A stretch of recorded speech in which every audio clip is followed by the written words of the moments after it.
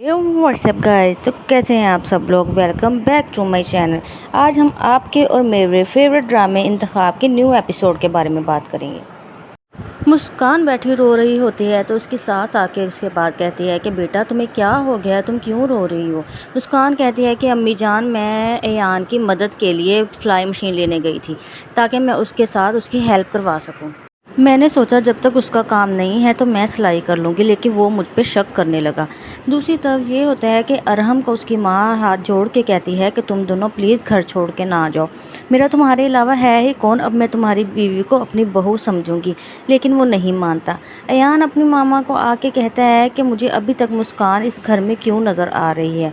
मुझे ऐसी लड़कियाँ बिल्कुल पसंद नहीं जो आए रोज़ लड़कों के साथ चक्कर चलाती हूँ। उसकी माँ उसे बोलती है कि वो मोहिनी जैसी नहीं है, पांचों उंगलियां बराबर नहीं होती, वो इंतहाई शरीफ लड़की है। वो तो सिर्फ तुम्हारे कारोबार में मदद के लिए वहाँ पे गई थी। अगर तुमने मुस्कान के खिलाफ एक लफ्ज़ भी कहा तो मैं तुम्हें छोड़ूंगी नहीं। इस जैसी बहू तो किस्मत वालों को मिलती है। दूसरी तरफ जो मोहिनी के सास ससुर होते हैं वो कहते हैं कि हमारी पता नहीं किस गुनाह की सज़ा है कि मोहिनी हमें मिली है। जब से मोहिनी को हम घर लेके आए हैं हमारे सर पे तो अजाब ही मुसल्लत हो गया है। अयान मुस्कान के पास जाता है और उससे माफ़ी मांगता है कि मुझे माफ़ कर दो, मैंने तुम्हें गलत समझा। मुस्कान कहती है कि अगर आप मेरे से माफ़ी मांगना चाहते हैं तो ये पैसे मेरे से ले लें और मुझे सिलाई मशीन ला दें ताकि मैं आपके साना बशाना चल सकूं और आपकी मदद कर सकूं।